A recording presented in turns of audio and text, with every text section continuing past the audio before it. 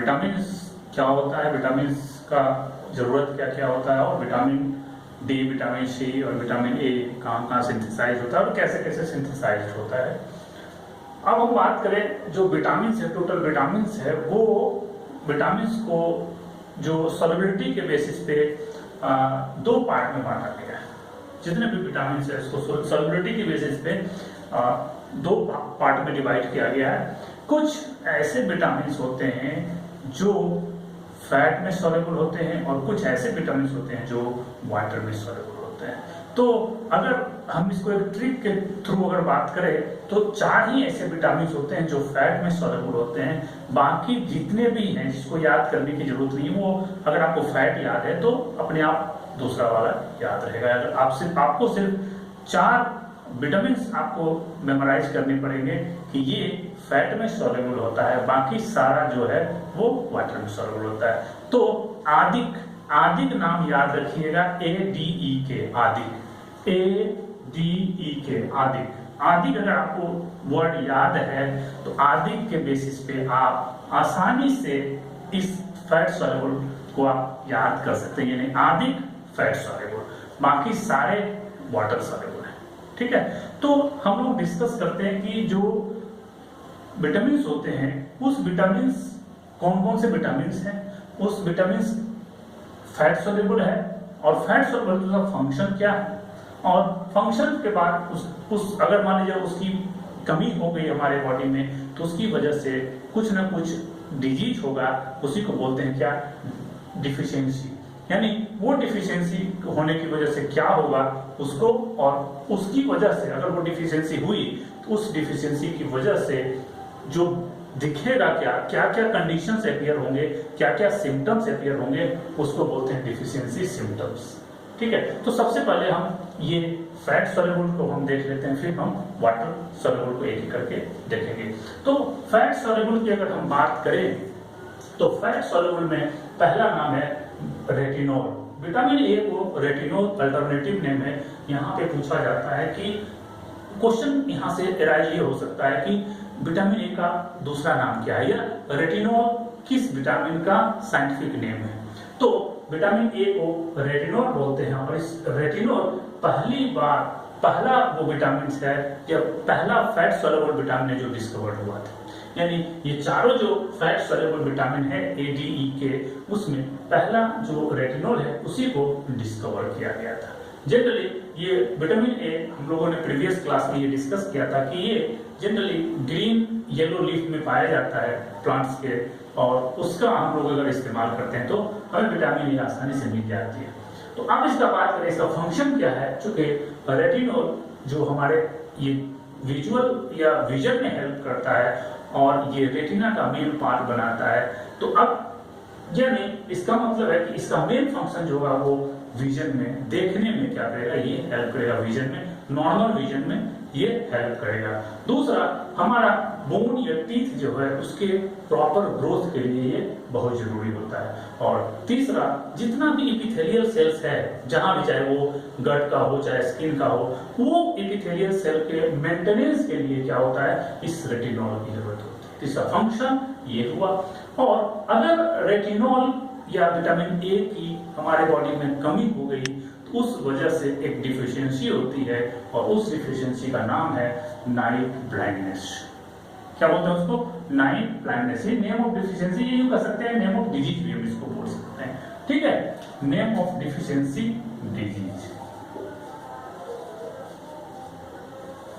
Name of deficiency disease. यानी अगर vitamin A की कमी हमारे बॉडी में हुई तो उसकी वजह से जो डिजीज होगा, ये डिफिशियंसी डिजीज होगा, that is called the night blindness. और इसमें जो सिम्टम्स होंगे वो सिम्टम्स क्या होगा कि चूंकि ये नाइट ब्लाइंडनेस जनरली चाइल्डहुड में या बचपन में या जो छोटा बच्चा होता है उसमें जल्दी अपियर होता है। इसमें क्या होता है कि शाम जैसे ही होता है, स्पेशली जो रॉड सेल्स होते हैं, रॉड सेल आसानी से नहीं बन पाता है, जिसकी वजह से क्या होता है, शाम में क्या या रात में उसको दिखाई देना बंद हो जाता है, जिसकी वजह से उसको क्या नाम दिया गया, नाइट ब्लाइंडनेस। उसके अलावा और भी प्रॉब्लम्स होती है। क्या, स्किन जो हमारा ये, चूंकि इसके मेंटेनेंस के लिए विटामिन ए जरूरी है, अगर नहीं मिला तो स्किन क्या होता है, वो ड्राई एंड ब्रिटल हो जाता है, यानी फट जाएगा, स्किन फटना शुरू हो जाता है और ड्राई सूखा सूखा हमेशा रहेगा। और ये तो स्किन का होगा ही, उसके बाद जो हमारा रेस्पिरेटरी सिस्टम है और यूरोजेनिटल ट्रैक्ट है, जो उसका इपिथेलियल लेयर है, वहां भी ये ड्राई एंड ब्रिटल हो जाएगा। और ये कंडीशन जनरली चिल्ड्रन में जल्दी अपीयर होगा, यानी विटामिन ए अगर डिफिशियंसी हुआ तो उस डिफिशियंसी का जो सिम्टम होगा जनरली चाइल्ड में जल्दी अपीयर होगा। ओके, दूसरा बात हम करते हैं। दूसरा विटामिन है कैल्सीफेरोल, जिसको विटामिन डी भी बोलते हैं। ये विटामिन डी क्या करता है, इसका जो मेन फंक्शन होता है, ये बोन के ग्रोथ एंड मेंटेनेंस के लिए बहुत जरूरी होता है। और ये ग्रोथ और मेंटेनेंस कैसे करवाता है, तो जो हम लोग फूड में कैल्शियम आयन एब्जॉर्ब करते हैं, उस कैल्शियम आयन को एब्जॉर्ब करने में यही विटामिन डी हेल्प करता है। और ये बनता कैसे है, ये सिंपल सनलाइट में जाइए, सनलाइट में जो यूवी रेडिएशन होता है उसके प्रेजेंस में क्या होता है, खुद ब खुद ये क्या होता है, हमारा स्किन के नीचे ये बनना शुरू हो जाता है। कैरोटीन है वो कंपाउंड, वो कैरोटीन से क्या होता है, अपने आप विटामिन डी में कन्वर्ट हो जाता है और विटामिन डी आराम से बन जाता है। हम लोग प्रीवियस क्लास में डिस्कस कर चुके हैं। अब अगर विटामिन डी की कमी हो गई, यानी विटामिन डी की प्रॉब्लम हो गई, नहीं हो पाया प्रॉपर्ली, यानी जो जनरली ज्यादा एसी में रहते हैं या जो नाइट में वर्क करने वाले होते हैं, दिन में सोने वाले आदमी होते हैं, तो उसके बॉडी में देखा गया है कि जनरली विटामिन डी की उसमें प्रॉब्लम हो जाती है, डिफिशियंसी हो जाती है, जिसकी वजह से एक डिजीज अपीयर होता है। उस डिजीज का नाम है, या उस डिफिशियंसी डिजीज का नाम है रिकेट्स, या इसी को बोलते हैं ऑस्टियोमैलेशिया। ऑस्टियोमैलेशिया के केस में क्या होता है कि बोन क्या होता है, बिल्कुल सॉफ्ट हो जाता है और वो कहीं से भी फ्रैक्चर होने की पॉसिबिलिटी हो जाती है। तो अब मान लीजिए ऑस्टियोमैलेशिया होगा क्या, अगर इस डिफिशियंसी हो गया तो उस डिफिशियंसी का सिम्टम कैसे पता चलेगा, कैसे दिखेगा, तो उसमें क्या हो जाता है, जिसमें विटामिन डी की कमी होती है उसमें उसका जो बोन है वीक एंड सॉफ्ट हो जाएगा। दूसरा, उसका जो स्केलेटन है, पूरा जो स्केलेटन है वो टेढ़ा हो जाएगा, ये डिस्टॉर्ट कर जाएगा, डिस्टॉर्टेड स्केलेटन। एंड मसल्स जो है, ये जो मसल्स हैं पूरे बॉडी के, वो वेल डेवलप ना होकर के पुअरली डेवलप्ड हो जाता है। ओके, तीसरा की बात करें, तीसरा जो है वो है ई, विटामिन ई। इसी का साइंटिफिक नेम या अल्टरनेटिव नेम इसको बोला जाता है टोकोफेरोल। टोकोफेरोल विटामिन ई, और इसका मेन फंक्शन होता है जो हम लोग अनसैचुरेटेड फैटी एसिड लेते हैं उसका ऑक्सीडेशन ना हो जाए। अगर वो ऑक्सीडाइज हो जाएगा तो प्रॉब्लम हो सकती है, ऑक्सीडेशन की वजह से कोई ऐसा हार्मफुल सब्सटेंस बनेगा जिसकी वजह से हमारी डेथ हो सकती है। तो उसको ये विटामिन ई यानी टोकोफेरोल क्या करता है, इनहिबिट करता है ऑक्सीडेशन से। और दूसरा, विटामिन ए का ऑक्सीडेशन ना हो जाए, उसको ऑक्सीडेशन से बचाता है ताकि हम विटामिन ए का अच्छी तरह से इस्तेमाल कर सकें। तो इसका inhibit oxidation of unsaturated fatty acid and vitamin A.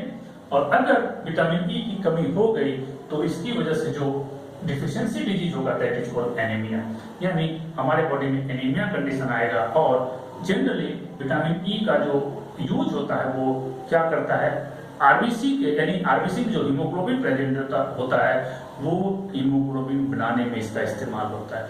यानी अगर इसकी कमी हो गई तो जो डिफिशियंसी सिम्टम्स अपीयर होंगे, वो डिफिशियंसी जो होगा वो आरबीसी डिवॉइड ऑफ हीमोग्लोबिन, यानी आरबीसी तो होगा, उसमें हीमोग्लोबिन क्या होगा, पूरी तरह से एब्सेंट होगा।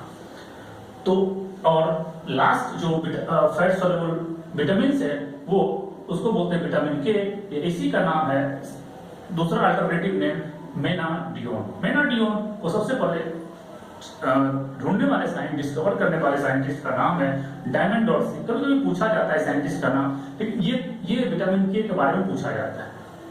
तो विटामिन डी के बारे में हम लोग पहले भी डिस्कस कर दिए कि विटामिन के हमारे बॉडी में खुद ब खुद सिंथेसाइज होता है। कहाँ पे, लार्ज इंटेस्टाइन के सीकम वाले पार्ट में, वहां पे जो ई कोलाई हमारे साथ सिम्बियोटिक रिलेशनशिप हमारे लार्ज इंटेस्टाइन के साथ बनाता है, वहां पे क्या होता है कि वो हमारा वेस्ट मटेरियल यूज करता है, बदले में वो हमारे लिए क्या करता है, विटामिन के का सिंथेसिस करता है। चूंकि विटामिन के का फंक्शन ये मेनली ब्लड के क्लॉटिंग के लिए रिस्पॉन्सिबल होता है। विटामिन के बिना ब्लड का क्लॉटिंग नहीं हो सकता है, और ये प्रोड्यूस कहाँ होता है, सीकम में, हमारे लार्ज इंटेस्टाइन में, तो सीकम वाले पार्ट में होता है। अब चूंकि ये ब्लड क्लॉटिंग में क्या होगा, हेल्प करता है, तो अगर ये नहीं सिंथेसिस होगा तो क्या होगा, ब्लीडिंग रेगुलरली होता चला जाएगा और ब्लड क्लॉटिंग नहीं होगा। और अगर ऐसा रेगुलर हो, ज्यादा दिन हो गया, तो उसकी वजह से क्या होगा कि हेमोरेज हो जाएगा, यानी ब्लड लॉस ज्यादा हो जाएगा। और दूसरा, ब्लड की क्लॉटिंग या ब्लड जो है जल्दी क्लॉट नहीं करेगा। तो ये पूरा फैट सॉल्युबल विटामिन है, और फैट सॉल्युबल विटामिन में हम लोगों ने एक एक करके देख लिया। यहाँ से क्वेश्चन आने की पॉसिबिलिटी मैक्सिमम है, इसको आप बिल्कुल अच्छे से तैयार कर लीजिए। और यहाँ से कई बार क्वेश्चन नीट और एम्स में हर जगह क्वेश्चन कई बार पूछा गया है, तो इसको बेहतर तरीके से आप फेयर नोट्स बना के इसको आप प्रिपेयर कर लीजिएगा। हम लोगों ने स्टडी किया कि जो फैट सॉल्युबल विटामिन होते हैं वो कौन कौन से होते हैं, और उसमें उसका फंक्शन क्या होता है, डिफिशियंसी डिजीजेज का नाम क्या है, उसकी वजह से जो डिफिशियंसी डिजीज होता है उसका नाम क्या है, और अगर उसकी हमारे बॉडी में डिफिशियंसी होती है तो सिम्टम्स क्या क्या अपीयर होते हैं, that is called deficiency symptoms. वो हम लोगों ने देखा क्या, जो फैट सॉल्युबल थे। अब कुछ हम लोग वाटर सॉल्युबल विटामिन जो होते हैं, वो वाटर सॉल्युबल विटामिन बहुत इंपॉर्टेंट होते हैं, और वो चूंकि इसको वाटर सॉल्युबल इसलिए बोला जाता है क्योंकि ये वाटर में सॉल्युबल होता है। तो कुछ इंपॉर्टेंट वाटर सॉल्युबल विटामिन है जो बहुत ही इंपॉर्टेंट है, और इसको हम लोग को या तो ऑर्गेनिक कंपाउंड के रूप में लेना पड़ता है या फिर डिजॉल्व वाटर में हमें लेना पड़ता है। और अगर हम इसको प्रॉपरली नहीं लेते हैं तो इसकी वजह से बहुत सारे डिफिशियंसी डिजीज होते हैं, और उसकी वजह से बहुत सारे डिफिशियंसी सिम्टम्स अपीयर होते हैं। तो उसी में वाटर सॉल्युबल विटामिन में जो पहला नाम आता है वो है विटामिन सी। विटामिन सी जो उसका अल्टरनेटिव नेम यूं कह सकते हैं, इसको एस्कॉर्बिक एसिड के नाम से बुलाते हैं, एस्कॉर्बिक एसिड के नाम से इसको बोल सकते हैं। और एस्कॉर्बिक एसिड को सबसे पहले आइसोलेट करने वाले जो साइंटिस्ट थे वो एसिडोबैक्टर से आइसोलेट किया था, ए.जे. ग्योर्गी एंड ग्योर्गी नाम आता है। तो ग्योर्गी साहब ने इसको एस्कॉर्बिक एसिड को सबसे पहले आइसोलेट किया था एसिडोबैक्टर से। एसिडोबैक्टर एक तरह का माइक्रोब से, वहां से इन्होंने क्या किया था, इसको आइसोलेट किया था। एस्कॉर्बिक एसिड की बात करें तो एस्कॉर्बिक एसिड का जो फंक्शन होता है हमारे बॉडी में, वो बहुत ही मेन फंक्शन होता है। ये हमारे बॉडी में जो मेन प्रोटीन्स होते हैं, जिसको कोलेजन प्रोटीन्स बोलते हैं या कोलेजन फाइबर्स भी इसको बोलते हैं, ये कोलेजन फाइबर्स बहुत जरूरी होता है। ये चूंकि मेन डर्मिस पार्ट को बनाता है, हमारे कहीं भी कोई भी स्किन पार्ट हो या कोई भी पार्ट होगा मसल्स का, उस मसल्स का ये डर्मिस का पार्ट क्या होता है, ये बनाता है। दूसरी बात, ये बोन का जो अंदर का मैट्रिक्स होता है, जो बोन में मैट्रिक्स पार्ट बने होते हैं, वो भी एस्कॉर्बिक एसिड उसमें क्या होता है, सिंथेसिस करने में बहुत हेल्प करता है। और तीसरा बात, जो हमारा टूथ है, टूथ का डेंटाइन पार्ट, स्पेशली एनिमल के नीचे जो मेन पार्ट होता है वो डेंटाइन होता है। उस डेंटाइन को बनाने में एस्कॉर्बिक एसिड का बहुत बड़ा रोल होता है। इसके अलावा ये बहुत सारे एमाइनो एसिड के मेटाबॉलिज्म में भी ये यूज होते हैं। और इसका जो सबसे ज्यादा इंपॉर्टेंस है वो ये है कि अगर इंटरनल इंजरी हो जाती है तो उसमें vitamin C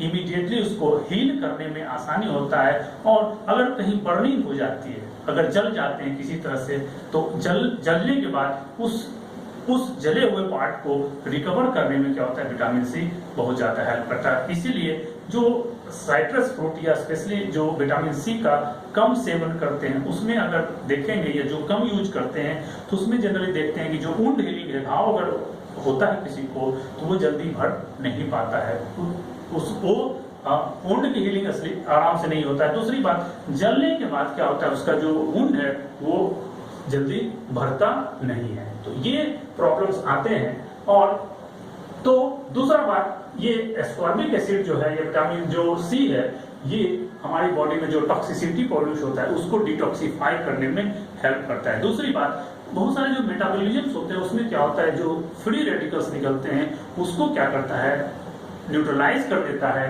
in the form of antioxidants. ये एंटीऑक्सीडेंट्स के रूप में फंक्शन करता है हमारे बॉडी में। इसीलिए विटामिन सी का बहुत बड़ा रोल होता है। चूंकि इसकी कमी से क्या होता है, स्कर्वी डिजीज होता है, जिसमें हमारे बॉडी में कनेक्टिव टिश्यू, चूंकि हमारे बॉडी का कनेक्टिव टिश्यू जैसे ब्लड का या और भी जितने भी कनेक्टिव टिश्यू हैं, एडिपोज टिश्यू हो गया, बोन हो गया, जितने भी कनेक्टिव टिश्यू है उसका फॉर्मेशन ब्लॉक हो जाता है, जिसकी वजह से डिजीज अपीयर होता है, दैट इज कॉल्ड स्कर्वी। इसके पीछे एक स्टोरी है, बहुत इंटरेस्टिंग स्टोरी है, विटामिन सी के बारे में बोला जाता है कि जब वास्को डी गामा इंडिया की डिस्कवरी जिसने की थी, तो वास्को डी गामा जब अपना जहाज से डिस्कवरी के लिए निकला तो चूंकि जहां वो रहता था उस रीजन में साइट्रस फ्रूट नहीं होते थे, तो उसने सारा सामान वामान अपने जहाज पे लादा, लेकिन उसमें क्या था कि साइट्रस फ्रूट उसके अनाज, उसके जो वहां पे अनाज का जो भंडार था उसमें सिट्रस फ्रूट को उसने नहीं लिया था। तो सिट्रस फ्रूट नहीं लेने की वजह से सब चीज तो खाना उसे मिला, लेकिन उसे सिट्रस फ्रूट या विटामिन सी उसे नहीं मिला, जिसमें से उसके करीब करीब 100 से ज्यादा, ये यूं कह सकते हैं आधे से ज्यादा जो उसके सेलर्स थे, यानी उसके जो साथी थे उस जहाज पे, उसका डेथ हो गया due to the disease scurvy. ये स्कर्वी डिजीज की वजह से उसके जितने भी सेलर्स थे उसमें क्या था, उसका ब्लीडिंग गम्स था, टीथ लॉस हो गया, और उसमें एनीमिया का कंडीशन अपीयर हो गया, और उसमें जितने भी जॉइंट्स थे वो स्वेलिंग हो गई, उसमें वो फूल गया, पूरा स्वेलिंग उसमें आ गई। और उसके बाद अगर घाव किसी को कहीं पे कभी उंड हो जाती थी तो घाव हो गई थी, तो घाव होने में भी क्या था, वो उंड जल्दी भरता नहीं था, यानी delayed healing of wound and emaciation, जिसकी वजह से इमेसिएशन का मतलब होता है दुर्बलता, और उस आदमी में चूंकि मसल्स का फॉर्मेशन नहीं होगा, कनेक्टिव टिश्यू का फॉर्मेशन नहीं होगा, तो जिसकी वजह से क्या होगा, वो आदमी क्या होगा, इमेसिएशन कंडीशन में चला जाएगा। तो यही स्कर्वी जो था, स्कर्वी की वजह से क्या था, बहुत ज्यादा जो प्रॉब्लम हुई थी वास्को डी गामा को, तो जाते वक्त क्या हुआ था, वो बहुत सारा इंडिया से साइट्रस फ्रूट साथ में ले गया था, जिसकी वजह से उसके सारे जो साथी थे वो सही सलामत घर तक पहुंच पाए, क्योंकि अब चूंकि साइट्रस फ्रूट था तो उसमें स्कर्वी डिजीज नहीं होगा।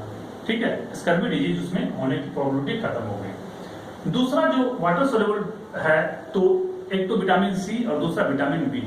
तो विटामिन बी में बहुत सारे विटामिन का टाइप है, जिसमें विटामिन B12 को अदर नाम से जाना जाता है, साइंटिफिक नाम से उसको बोलते हैं साइनोकोबालामिन। साइनोकोबालामिन जो है ये प्लांट में एब्सेंट होता है, यानी जो शाकाहारी आदमी है उसमें जनरली साइनोकोबालामिन या विटामिन B12 की कमी हो जाती है, इसीलिए इसको जो शाकाहारी होते हैं उसमें सबसे ज्यादा विटामिन की अगर कोई कमी होगी तो वो है साइनोकोबालामिन। ये प्रेजेंट होता है, स्पिरुलिना है, प्लांट में जनरली एब्सेंट होता है, लेकिन स्पिरुलिना एक एल्गी है जिसमें ये साइनोकोबालामिन क्या होता है, प्रेजेंट होता है। जनरली साइनोकोबालामिन एनिमल प्रोडक्ट है, वहां से ये आसानी से लिया जा सकता है। इसका फंक्शन अगर हम देखें साइनोकोबालामिन का, तो इसका जो मेन फंक्शन है हमारे बॉडी में न्यूक्लियोटाइड सिंथेसिस में ये बहुत बड़ा रोल प्ले करता है। चूंकि न्यूक्लियोटाइड बनाता है, तो nucleotide is the part of DNA and RNA, और इसके बिना ना तो डीएनए बनेगा ना आरएनए बनेगा, यानी अगर इसकी डिफिशियंसी हो गई तो उस आदमी की डेथ होगी, या उसमें डीएनए या आरएनए सिंथेसिस होगा ही नहीं, उसमें प्रॉब्लम आ जाएगी। और दूसरी बात, ये आरबीसी को भी बनाता है, साइनोकोबालामिन आरबीसी के फॉर्मेशन के लिए बहुत जरूरी है, और ये प्रेजेंट कहाँ होता है, गैस्ट्रिक म्यूकोसा, यानी हमारे इंटेस्टाइन के गैस्ट्रिक म्यूकोसा में प्रेजेंट होता है इन द फॉर्म ऑफ, उसको क्या बोलेंगे, castle intrinsic factor. Castle intrinsic factor के रूप में प्रेजेंट होता है, और इसकी वजह से अगर साइनोकोबालामिन का अगर डिफिशियंसी हो गया हमारी बॉडी में, तो उसकी वजह से जो डिजीज होगा उसको बोला जाता है पर्नीशियस एनीमिया या मिगेलोब्लास्टिक एनीमिया। इस कंडीशन में क्या होता है, जनरली जो आरबीसी होता है वो आरबीसी में न्यूक्लियस एब्सेंट होता है, और न्यूक्लियस एब्सेंट होने की वजह से वो प्रॉपर फंक्शन करता है। लेकिन इस कंडीशन में क्या होता है कि जो आरबीसी है वो बढ़ता, साइज में बढ़ता चला जाता है, और उसमें जो न्यूक्लियस है वो डिसअपियर नहीं होता है, जिसकी वजह से उसमें उसका जो फंक्शन है वो कम हो जाता है। दूसरी बात, उसमें उसकी साइज एक तो बढ़ेगी ही, साइज बड़ी होने की वजह से उसको बोलते हैं मेगालोब्लास्टिक एनीमिया, लार्ज साइज होता है। दूसरी बात, न्यूक्लियस उसमें प्रेजेंट है, जिसकी वजह से वहां पे हीमोग्लोबिन पूरा स्पेस नहीं ले पाता है, और हीमोग्लोबिन की कमी हो जाती है, यानी वहां डिवाइड ऑफ हीमोग्लोबिन हो जाता है। तो ये होने की वजह से ऐसा ये जो सिम्टम्स आएंगे, डिफिशियंसी सिम्टम्स, ये डिफिशियंसी सिम्टम्स साइनोकोबालामिन जो विटामिन B12 है इसकी वजह से, इसकी डिफिशियंसी की वजह से ये सारे होंगे।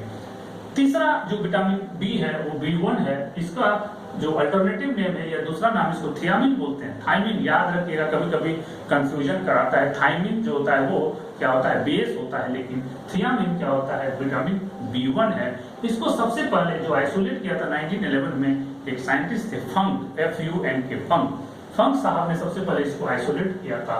और थियामिन का जो रोल होता है हमारे बॉडी में, वो कार्बोक्सिलेज एंजाइम बनाता है, जो कि डीकार्बोक्सिलेशन, जो सिट्रिक एसिड साइकिल, जिसको क्रेब्स साइकिल भी बोलते हैं, वहां पे जो डीकार्बोक्सिलेशन होता है, यानी रिमूवल ऑफ CO2 जो होता है, दैट इज कॉल्ड डीकार्बोक्सिलेशन। और उस डीकार्बोक्सिलेशन में थियामिन यानी B1, विटामिन B1 का बहुत बड़ा रोल होता है। और अगर इसकी कमी हो गई तो जो डिफिशियंसी डिजीज होंगे उसको बोलते हैं बेरी बेरी। बहुत फेमस नाम है बेरी बेरी, और ये बेरी बेरी टर्म देने वाले साइंटिस्ट का नाम था आइजैक मैन। इन्होंने 1897 में इस बेरी बेरी डिजीज को डिस्कवर किया था और बताया था कि ये बेरी बेरी डिजीज होता है, और ये 1897 में आइजैक मैन दिया था। अब थियामिन की जो कमी होगी उसमें कुछ सिम्टम्स अपीयर होंगे, बाहर से जो दिखेगा उसे बोलते हैं डिफिशियंसी सिम्टम्स। अब बाहर से हमें क्या दिखेगा, जनरली जिस पेशेंट कह सकते हैं कि जिस आदमी में ये कमी होगा उसमें भूख नहीं लगेगा, यानी लॉस ऑफ एपेटाइट हो जाएगा। दूसरा, थकावट, उसमें फैटिक, थकावट हमेशा रहेगा। दूसरा, मसल एट्रोफी, जो मसल्स है उसमें दर्द हमेशा रहेगा या उसका फॉर्मेशन कम हो जाएगा। दूसरा, पैरालिसिस हो सकता है, उसमें पैरालाइज कर जाएगा वो आदमी। और तो उसमें मेंटल कंफ्यूजन हमेशा बना रहेगा, यानी एक जगह वो स्थिर नहीं रहेगा, उसका हमेशा मेंटल कंफ्यूजन बना रहेगा। और तीसरा है कार्डियक एडिमा, उसका हार्ट स्वेल कर जाएगा। तो ये सारे कंडीशन है किसकी कमी से होगा, थियामिन यानी B1 की कमी से। जो बेरी बेरी डिजीज होगा, बेरी बेरी डिजीज वाले पेशेंट में ये सारे सिम्टम्स क्या होगा, अपीयर होगा। नेक्स्ट जो विटामिन है, विटामिन B2 इसको बोलते हैं, और इसका अल्टरनेटिव नेम क्या बोला जाता है, राइबोफ्लेविन। ये हमेशा याद रखिए कि यही टर्म विटामिन बी को क्या बोलते हैं, विटामिन B1 को क्या बोलते हैं, विटामिन B2 को क्या बोलते हैं, विटामिन B12 को क्या बोलते हैं। तो ये टर्म मैचिंग में बहुत ज्यादा क्वेश्चन वहां से राइज होता है। तो ये दोनों ने B2 या राइबोफ्लेविन, ये हमेशा याद होना चाहिए ताकि आपका क्वेश्चन कहीं बाहर ना जाए। तो राइबोफ्लेविन, जिसको विटामिन B2 भी बोलते हैं, इसका मेन जो फंक्शन होता है वो फ्लेवोप्रोटीन बनाता है। और ये फ्लेवोप्रोटीन जनरली जब ऑक्सीडेटिव फॉस्फोराइलेशन होता है, एक्चुअली ऑक्सीडेटिव फॉस्फोराइलेशन में क्या होता है, ATP का बनना होता है और उसमें ऑक्सीजन का इस्तेमाल होता है। तो ऑक्सीडेटिव फॉस्फोराइलेशन में जो ट्रांसफर होता है इलेक्ट्रॉन को, वहां पे ये फ्लेवोप्रोटीन बहुत जरूरी होता है। यही फ्लेवोप्रोटीन को बनाने में क्या होता है, राइबोफ्लेविन हेल्प करता है। इसका कोई राइबोफ्लेविन का डिफिशियंसी डिजीज कोई स्पेसिफिक नहीं है, लेकिन सिम्टम्स हैं जैसे डाइजेस्टिव डिजॉर्डर्स। डाइजेस्टिव डिजॉर्डर्स मतलब पेट, उसका डाइजेशन में प्रॉब्लम आ जाएगी, ठीक से पाचन नहीं होगा। उसके बाद हमेशा स्किन और आंख में जलन का वो सेंसेशन होगा हमेशा, यानी burning sensation of the skin and the eyes. दूसरी बात, होठ, ये जो माउथ है, माउथ के कॉर्नर पे क्या होगा, लेशन आ जाएगा, यानी फटाफटा घाव के जैसा हो जाएगा, उसे क्या बोलते हैं, lesion at the corner of mouth. And हमेशा इसमें दर्द, सर दर्द बना रहेगा, और कभी कभी इसमें मेंटल डिप्रेशन में भी जा सकता है। तो ये सारा जो डिस्क्रिप्शन है ये राइबोफ्लेविन विटामिन B12, B2 की वजह से होगा। नेक्स्ट है विटामिन B6, ये इसी का अल्टरनेटिव नेम है पायरिडॉक्सिन। पायरिडॉक्सिन जो होता है, इसका जो इस्तेमाल या इसका जो फंक्शन होता है पायरिडॉक्सिन, ये विटामिन B6 का, ये एंजाइम, ये कोएंजाइम बनाता है किसका, amino acid and fatty acid metabolism में जो इन्वॉल्व होता है कोएंजाइम, उसको बनाने में क्या होता है, B6 या विटामिन B6 और पायरिडॉक्सिन का इस्तेमाल होता है। अगर इसकी वजह से या इसकी कमी से जो डिफिशियंसी डिजीज होगा, that is called marasmus. Marasmus is the deficiency disease of pyridoxine या विटामिन B6। और इसमें जो सिम्टम्स अपीयर होंगे वो जनरली कन्वर्जन होगा। कन्वर्जन मतलब मूड स्विंगिंग जिसको बोलते हैं, ये कन्वर्जन होगा। डर्मेटाइटिस, डर्मेटाइटिस मतलब जो हमारा डर्मिस लेयर है स्किन का, या कोई भी मसल्स होगा उसका डर्मिस जो लेयर होता है, जो सबसे थिक लेयर होता है, वो डर्मिस लेयर में क्या होगा, इन्फ्लेमेशन आ जाएगा, स्वेलिंग हो जाएगी, दैट इज कॉल्ड डर्मेटाइटिस। और जो एंटीबॉडी हमारे बॉडी में इम्यून सिस्टम बनाता है, इम्यून सिस्टम को प्रोटेक्ट या मेन इम्यून सिस्टम फंक्शन को कंट्रोल करता है, वो एंटीबॉडी हमारे बॉडी में सही से नहीं बन पाएगा। तो ये पायरिडॉक्सिन की बात की है। उसके बाद फोलिक एसिड की बात करें फॉलिक एसिड का दूसरा नाम है फॉलिसिन टेरोग्लूटामिक एसिड। इसका नाम है या तो फॉलिसिन टेरोग्लूटामिक एसिड बोल रही है फॉलिक एसिड। फॉलिक एसिड चूंकि मेन इसका फंक्शन जो होता है वो आरबीसी के सिंथेसिस में हेल्प करता है, इसीलिए जो वुमेन प्रेग्नेंट वुमेन होती है वहां पे इसको दिया जाता है, क्योंकि उस समय वहां पे ब्लड की बहुत ज्यादा जरूरत पड़ती है। चाइल्ड को भी ब्लड जाना होता है और इसको भी ब्लड जाना होता है, तो वहां पे ये फॉलिक एसिड की बहुत ज्यादा जरूरत पड़ती है। तो इसका अगर हम फंक्शन देखें तो इसका कहाँ कहाँ होगा, तो इसका मतलब पहला इसका जो इसमें जो न्यूक्लियोप्रोटीन्स बनते हैं और आरबीसी जो बनते हैं उसमें जो कोएंजाइम इस्तेमाल होता है वो कोएंजाइम बनाने में ये फॉलिक एसिड उसका पार्ट होता है। और ये फॉलिक एसिड क्या करता है, कोएंजाइम बनाता है किसके लिए, जो न्यूक्लियोप्रोटीन ऑफ आरबीसी को बनाता है, सिंथेसिस करता है।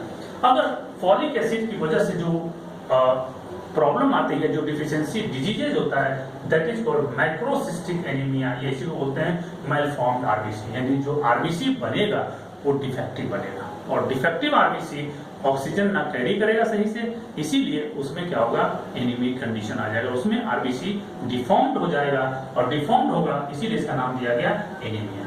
और एनीमिया जब होगा तब इसमें क्या क्या सिम्टम्स अपीयर होंगे। इसमें जो सिम्टम होंगे, सबसे पहले तो उसका ग्रोथ स्टंटेड हो जाएगा उस ह्यूमन बींग्स में या वो चाइल्ड में जो भी है वहां पे उसका ग्रोथ प्रॉपर नहीं होगा। दूसरा, उसमें एंटीबॉडी का सिंथेसिस भी क्या होगा, गड़बड़ा जाएगा, इंपेयर्ड हो जाएगा। और लास्ट वन जो बहुत इंपॉर्टेंट है नियासिन, इसी का दूसरा नाम है निकोटिनिक एसिड या निकोटिनिक एमाइड, दोनों नाम इससे बुलाते हैं। नियासिन जो हमारे बॉडी में या प्लांट में जो बहुत सारे जो हाइड्रोजन ट्रांसफर करता है कोएंजाइम, उस कोएंजाइम को बनाने में क्या करता है, ये बहुत इंपॉर्टेंट रोल प्ले करता है। तो इंपॉर्टेंट रोल अगर प्ले करे तो ये कोएंजाइम क्या होगा, एनएडी और एनएडीपी प्लांट में बनता है। और एनएडी क्या होता है, हम लोग के रेस्पिरेशन के टाइम में क्या होता है, एनएडीपी बनता है, ठीक है। तो ये एनएडी एंड एनएडीपी बनाने में नियासिन का बहुत बड़ा रोल है, और इसके बिना कोई भी रेस्पिरेशन नहीं हो पाएगा। तो अगर नहीं होगा तो उसमें बहुत सारे प्रॉब्लम्स क्रिएट हो सकता है अगर ये नियासिन नहीं लिया जाए विटामिन के रूप में। और इसी नियासिन का अगर डिफिशियंसी हो जाए, अगर हम नहीं लेंगे अपने बॉडी में फूड के रूप में, तो हमारी बॉडी में जो डिजीज होगा या जो इसकी डिफिशियंसी डिजीजेज होंगे, उस डिजीज का नाम है पिलेग्रा, या इसी पिलेग्रा को बोलते हैं कैनाइन डिजीज। कैनाइन डिजीज चूंकि कैनाइन वाले हिस्से में क्या होता है, बहुत सारे प्रॉब्लम्स आना शुरू हो जाता है, या यूं कह सकते हैं इस कंडीशन में ही क्या होता है, जिसको पिलेग्रा होता है उसका पूरा का पूरा टंग जो होता है वो ब्लैक हो जाता है, इसलिए इसको बोलते हैं ब्लैक टंग डिजीज। तो इस कंडीशन को ब्लैक टंग डिजीज बोलते हैं, नियासिन की डिफिशियंसी की वजह से होता है। और इसमें जो डिफिशियंसी सिम्टम्स अपीयर होते हैं उसमें क्या होता है, scaly thick pigmented skin and irritation in GI tract. Irritation मतलब हुआ कि एक आवाज आती है ना पेट में जब लूज मोशन होना शुरू होता है, इसको डायरिया बोलते हैं, तो वही उसी को बोलते हैं इरिटेशन इन जीआई ट्रैक्ट। तो यही क्वेश्चन नीट में पूछा गया था, यही से उठा दिया था सिंपल कि scaly thick pigmented skin and irritation in GI tract is the deficiency symptom of, यानी ये जो सारा है वो किसका डिफिशियंसी सिम्टम्स है। तो 4 ऑप्शन दे दिया था जिसमें एक नियासिन था, तो आंसर क्या होगा उसका, नियासिन। तो यहां से अगर इस टेबल को अगर प्रॉपरली मेमोराइज कर लिया जाए और इसको एक बार कर लिया जाए तैयार, तो बहुत सारे क्वेश्चन को हम लोग आसानी से नीट के लिए या एम्स के लिए जो भी है उसका सिलेबस, उसमें हम आसानी से उसको अटेम्प्ट कर सकते हैं। सो आप यहाँ से जो भी क्वेश्चन फंसेंगे आप इसको कहीं से भी आप प्रिपेयर कर लीजिए, और अगर कोई प्रॉब्लम हो तो मेरे व्हाट्सएप नंबर पे वहाँ पे उस क्वेश्चन को आप भेज दीजिए, मैं आपको उसका आंसर रिप्लाई कर दूंगा।